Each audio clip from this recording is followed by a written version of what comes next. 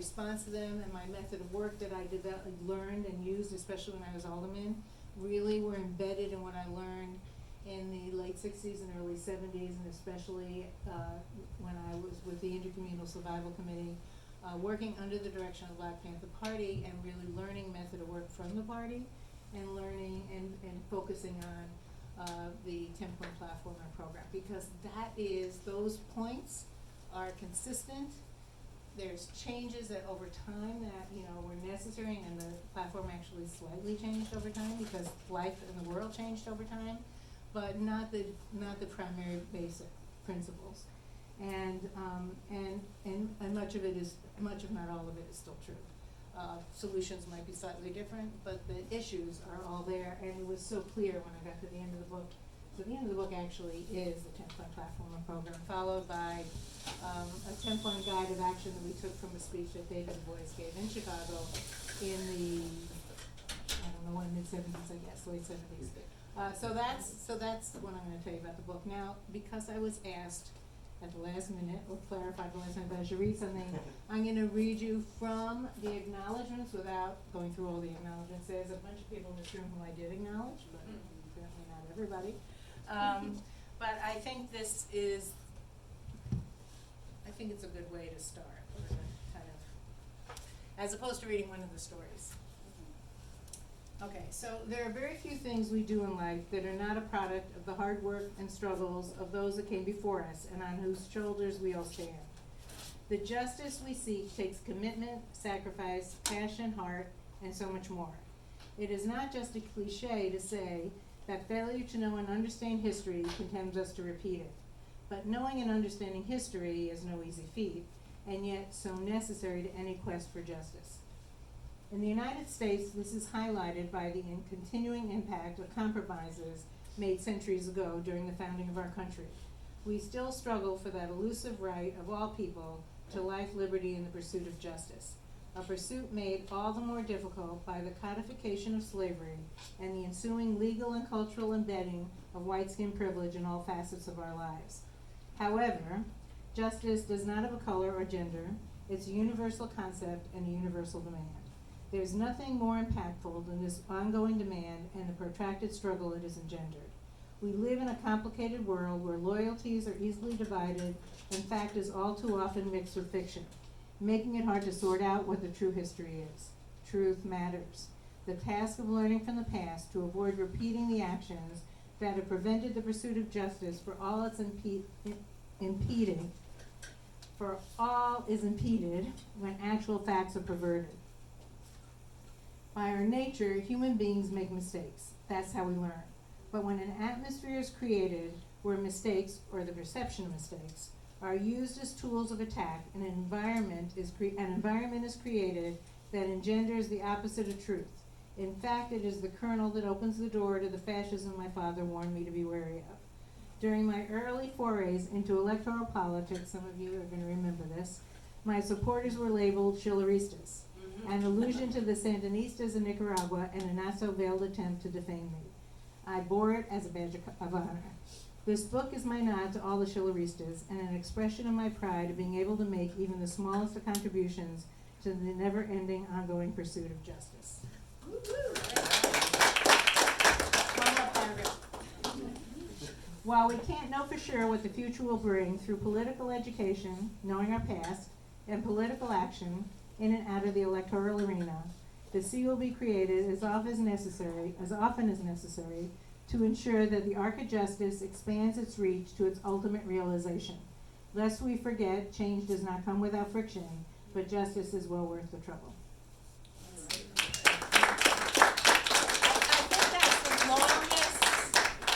Longest narrative that isn't a story in the book.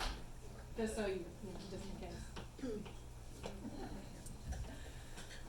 Okay. Are the books available, and are you available to sign books? Yeah, I understand there are books here. I Right know there. I brought a few. Yeah. And I'm definitely available to sign them. Although I have to tell you, you're gonna have to make sure I know the right way to spell your name. And if you want me to say something. Okay. It's daring to struggle, daring to win.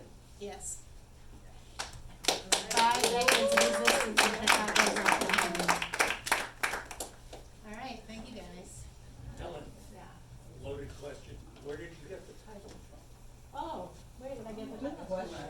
Great So, fish. and there's a story, several stories about Fred Hampton, but the title comes from Fred Hampton's compelling demand that you dare to struggle, dare to win. If you don't dare to struggle, you don't deserve to win. Like that. Thank you. Very good. All right, anything else? We're done? I'll answer the questions if you want, but you've been standing a while. And everyone in this room knows I don't answer short answers. So I've read about a third of it, and I'm astounded by the level of detail. Like, were you taking notes in your life that you remember all this stuff? It's just amazingly wonderful. Okay, so I have 200 and some boxes in my basement because I kind of became the unofficial archivist Okay. for all the stuff we did later. But for early stuff, yeah, I have some things. Mhm. But every time I wrote about anyone that was Yeah. part of the story, and the stories, I'd send the story to them. Oh, okay. So yeah, there was a lot of, I got a lot of people correcting Back me on and a lot of forth. things. And we Yeah. had a lot of arguments about when things actually happened. The details, but Googling is an amazing thing. Yeah. Yeah, and there's a lot of books out there, so I would spend maybe 3 hours Googling something that I was trying to remember the exact detail about, and then a light bulb would go off and I had a book that had all that information in its house. So I ended Gotcha. up reading about 100 books, but, Yeah. yeah, so there's a lot out there. Thank you. I have a question. Yeah. What are some of the books you read while writing the Oh my God. So, let's think, there's a couple books about Wisconsin when I was there. I also spent a week at the Historic Society in Madison, who had a lot of information about our time in Racine, much more than I did. I read, let me think. I read books about the CHA, I read all of Dempsey Travis's books again. I read, bunch of books about, Flynn Taylor's book about, Fred I read Jeff Haas's book about the Black Panthers, but about the trial, the Hampton murder trial. But I also read, the stuff that Flint wrote about it. I have 3 piles of books about that high, and I cannot remember all of them. okay. I have a bunch of books, by members of the Black Panther Party, Huey Newton's To Die for the People, which is always a go-to place for me. It's all, a lot of that's in the book, Yeah. in the back, Yeah. acknowledging its sources. I don't know, are there sources in the front there's acknowledgements, in between what I read, but I don't know if I mentioned the books. I mentioned a few books in the footnotes. I was gonna do that, but I didn't end up. You just have to join all each other's book club. Yeah. Anyone else? Start with the UEP reading. What? I should start with the UEP reading. Yeah, Yeah. yeah.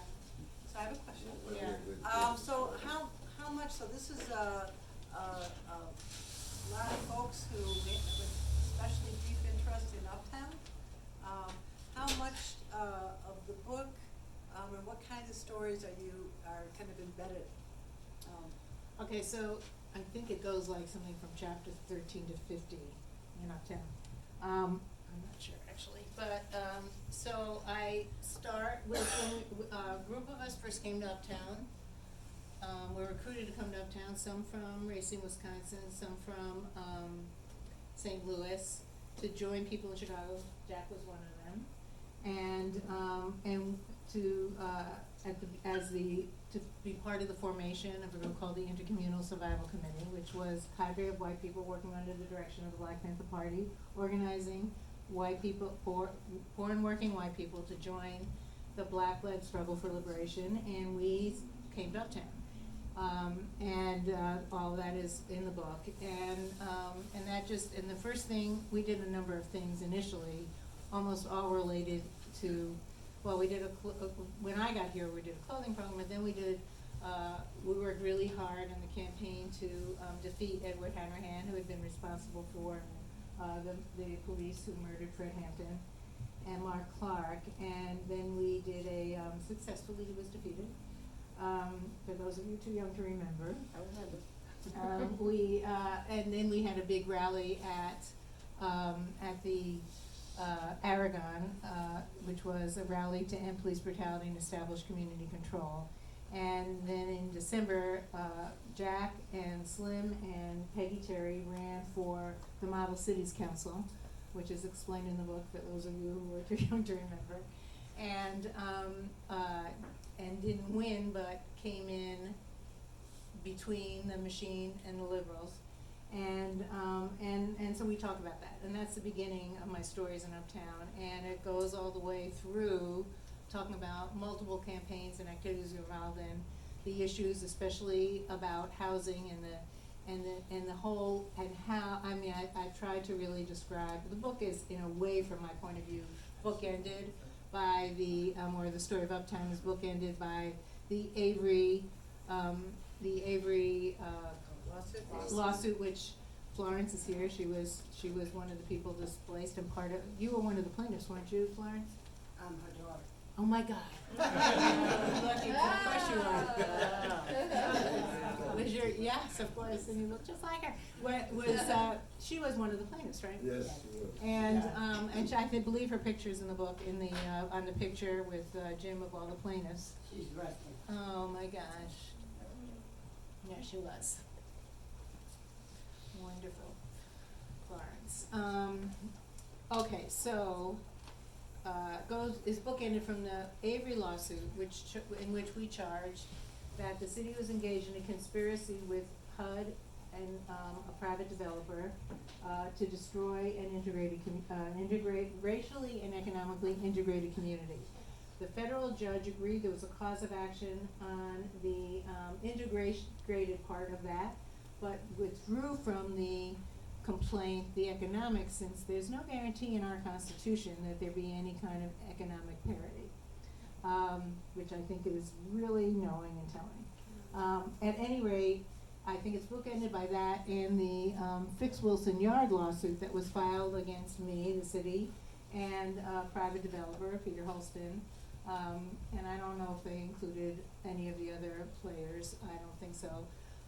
But arguing in court, with my own ears hearing them argue that we were engaged in a conspiracy to retain an integrated community, economically and racially, and so to me that's when they lost that suit, it was thrown out. But that to me is kind of the bookend, and so there's definitely what the streams and the issues that go through the book are housing, education, employment, healthcare, and police misconduct. And that's really, those are the points really that when I got to the end of the book, it was like, oh my God, it's all there. Over and over again. Yeah. So it's a lot of the book, thank you. But not until after I talk about my history. And more than when I talk about being Albany. Although a lot of that's about Uptown. All right. Anything else? Cool.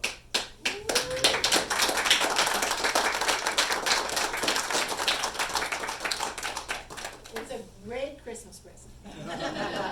And I'm really into talking to students, young people, in high schools and in colleges. So if you have any ideas for that, bring them.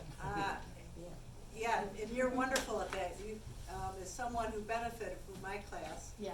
you came in with this, really being able to go into the depth of history. Yeah. And over the last number of decades, really understanding, and being part of it, the Herald, and it's a great, yeah. Definitely. No, I want No, you to come to my class. I want to come. I'm really glad to see you. You're on my list.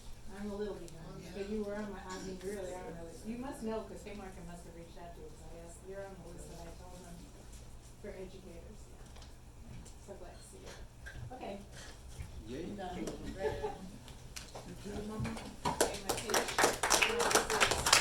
All right, so I got one more thing I want to run by you.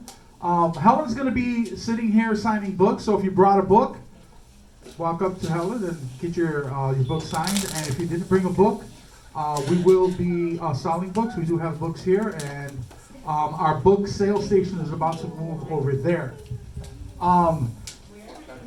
before I say what I want to say, it's very important to continue the work that that Helen has laid down. And having a meeting today, we wanted to make our first official announcement. So, Voice of the People is going to be creating a land trust. We have, our board of directors have approved it. We are going to be creating a new entity. And that entity is going to be named the Dovie Thurman Affordable Housing Trust. Now, for anybody who knows that name, Dovie Thurman, a fighter for social justice, an advocate for affordable housing, this is a great thing. But the important thing is that the focus of this land trust is to make sure that the affordable housing that currently exists in Uptown continues to exist indefinitely. Part of the requirements for joining the land trust is agreeing to keep your property affordable forever. This is a great thing. Now, this isn't something we just brought up, just came with off the top of our heads. We've been counseled by lawyers, and we've met with the Cook County Assessor, and we've met with people at the Illinois Department of Revenue, and we have a good combination here for this land trust. It isn't your standard land trust where there's going to be a ground leased, but it is going to give us the ability to keep housing affordable. Now, if anybody who's in the industry, you automatically know that every 15 years, those houses, those properties need to be redeveloped to preserve the affordable housing. But at that 15-year point, those houses, those buildings are in jeopardy of being turned over to market not affordable. By joining the land trust and making the declarations and the agreements, they will agree to keep the buildings affordable forever and indefinitely. And this is a great thing that we have the ability to do, and it's official. We will be creating the entity soon. So when you hear about the Dovie Thurman Affordable Housing Trust, you think about Voice of the People and think about our fight to continue to help the financially challenged people in Uptown and to continue the fight, and especially what Helen has laid down here in Uptown. So thank you very much, everybody. Enjoy yourself. Make sure you grab a drink. And thanks again.